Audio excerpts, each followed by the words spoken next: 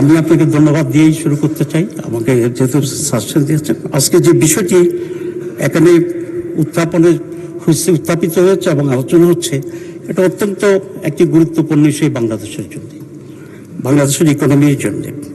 ইসলামী bank যারা প্রতিষ্ঠা করেছিল তারা দেশের অত্যন্ত সম্মানীয় এবং অত্যন্ত যোগ্যতা সম্পন্ন ব্যক্তিরা ছিল, এবং ইসলাম ব্যাংক বাংলাদেশের শুরুর পিছনে যিনি গুরুত্বপূর্ণ ভূমিকা পালন করেছিলেন এবং সহযোগিতা করেছিলেন, অনুমোদন দিয়েছিলেন, এটা আমার সামনে যারা বসে আছেন বিএনপি যিনি প্রতিষ্ঠাতা শহীদ প্রেসিডেন্ট জিয়াউর রহমান, এটা ওনারা জানেন কিনা আমি জানি না। ওনার উৎসাহে অনুমোদনেই এদেশে প্রথম ইসলামিক ব্যাংক এখানে প্রতিষ্ঠিত। অনুমোদন বলতে অফিসিয়াল না, যে প্রসেসই করছেন উনি, but he was the one of the pioneer, যেটা এদেশে ইসলাম ব্যাংক গঠনের ক্ষেত্রে ভূমিকা রেখেছিলেন। এবং ইসলাম ব্যাংক একটি আন্তর্জাতিক ইনভেস্টমেন্টের মাধ্যমে এখানে তৈরি হয়েছিল, আপনি জানেন। এখানে আইডিবির ফান্ডিং ছিল, গ্রোথ ফাইন্যান্স ব্যাংকের ফান্ডিং ছিল, আল রাজি, যেটা বিশাল কোম্পানি আল রাজি, সেখানে ফান্ডিং ছিল, এবং বাংলাদেশের কতিপয় ইসলামপ্রিয় মানুষের ফান্ডিং ছিল।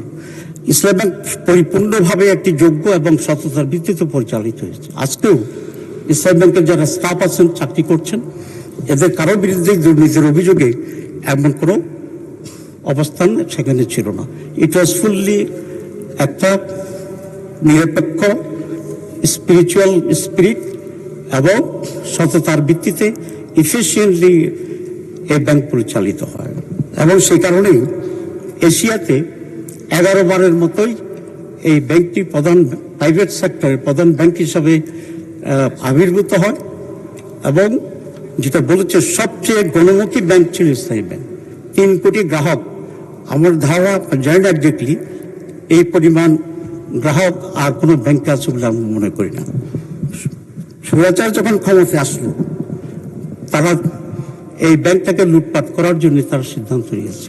এস আলমের মতো ব্যাংক লুটের বিশ্ব ডাকাত আনফর্চুনেটলি এই ব্যাংকের কর্ণধার হিসাবে তৎকালীন স্বৈরাচার শাসক তাকে সেখানে চলে যায়। আপনারা দেখেছেন যে রিপোর্টটা ইসলামী ব্যাংক একটা তদন্ত কমিটি করেছিল।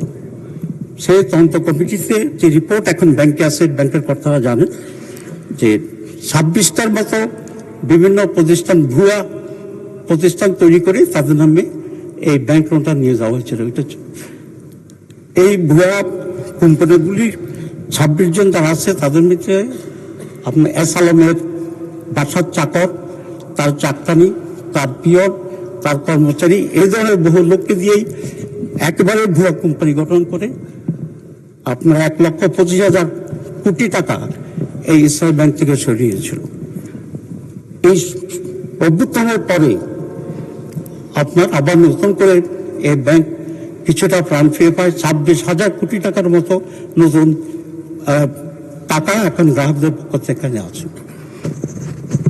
আমরা আশা করেছিলাম যে এই সরকার এসে সর্বপ্রথম বিদেশের যে টাকাগুলো আছে এসআম নিয়ে চলে গেছিল, সেগুলোকে ফেরত আনার জন্যই উদ্যোগ গ্রহণ করবে। কিন্তু আমরা লক্ষ্য করছি সেই দিকে না গিয়ে গভর্নমেন্ট বিতর্কিত লোকদেরকে সেখানে বসিয়ে এখন যে পরিমাণ কিছু টাকা আছে জনগণের টাকা, সেই টাকাকেও কিভাবে লুটপাট করা যায় সেরকম উদ্যোগ গ্রহণ করছে বলে আমরা সেটা দেখি। যে ব্যক্তিটিকে এখন চেয়ারম্যান হিসেবে নিয়োগ করা হয়েছে, তার ব্যক্তিগত চরিত্র, তারপর টাকা আত্মসাৎ, ঘুষ খাওয়া, এই ব্যাপারে ইতিমধ্যেই বহু রিপোর্ট আমরা এখানে দেখতে পাচ্ছি। এর কয়েকটি লোককে ইসলাম ব্যাংকের যেখানে সততাই অন্যতম প্রধান বিষয় ছিল, এফিসিয়েন্সি প্রধান ছিল, সেই সৎ ব্যাংকটির চেয়ারম্যান বানানো হয়েছে একজন পরীক্ষিত, প্রমাণিত অর্থ আত্মসাৎকারী এবং দুর্নীতিবাজ ব্যক্তিকে।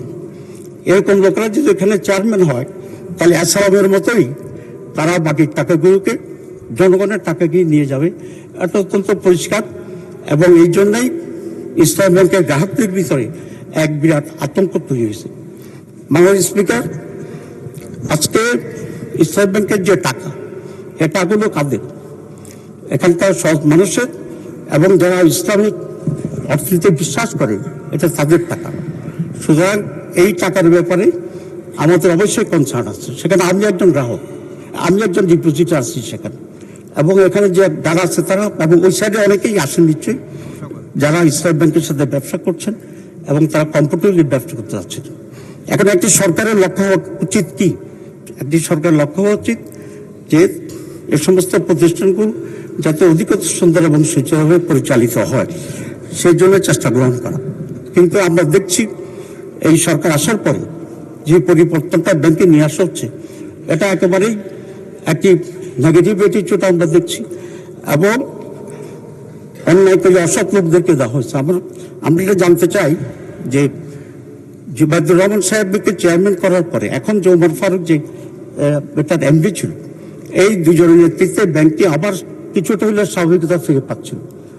কোন কারণে আজকে চেয়ারম্যানকে চেঞ্জ করা হলো, কোন কারণে এমডিকে পদত্যাগ করতে বাধ্য করা হলো, এটাই জাতির কাছে পরিষ্কার থাকা উচিত।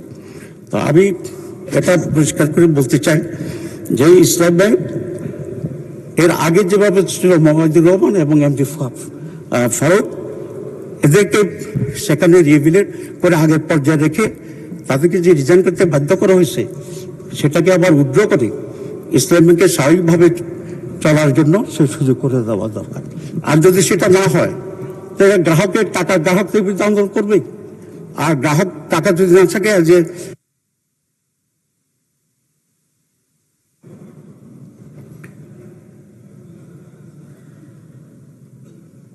মাননীয় উপনেতা, আচ্ছা আপনি 1 মিনিটে সাম আপ করেন। আমার সমস্যা হচ্ছে খুব সহজ। আমরা দেখছি যে ইসলাম ব্যাংকে আওয়ামী লীগ যেভাবে দখল করেছে, আমাদের মাননীয় মন্ত্রী সালাউদ্দিন সাহেব তার আগের বক্তৃতায় বলেছিলেন যেটা কত অংশ শেয়ার, মানে শেয়ার অফ কত অংশের মালিক আছে না, 82% এস আলমের যে মালিকানা, এই 82% হচ্ছে অন্যান্য লোকদের মালিকানাকে ডাকাতির মাধ্যমে ডিজেফাই দিয়ে এটাকে সে দখল করে জোর করে নিয়ে গেছে। আমাদের দাবি এটা অরিজিনাল মালিকদের ফেরত দিতে হবে, এবং যেভাবে সুস্থভাবে চলছিল সেটাকে অব্যাহত রাখার জন্য চেষ্টা করতে হবে। নাহলে গ্রাহকরা আন্দোলন করবে, স্টেট ব্যাংকের পক্ষে যা আছে তারা আন্দোলন করবে, এবং দেশে একটা বড় ধরনের আনরেস্ট হওয়ার সম্ভাবনা আছে। আমি সেই জন্য অনুরোধ করব যে আগের মতো করে ইসলাম ব্যাংকে ইসলামী কায়দায় সৎ লোকদেরকে দিয়েই পরিচিত করার জন্য চেষ্টা করতে হবে, এবং এসালামের লোককে বসানোর জন্য চেষ্টা করছে। কোনো এসালামের লোক ইসলামী ব্যাংকের কাজও দিতে পারবে না। ধন্যবাদ। ধন্যবাদ বিরোধী দলের উপনেতা।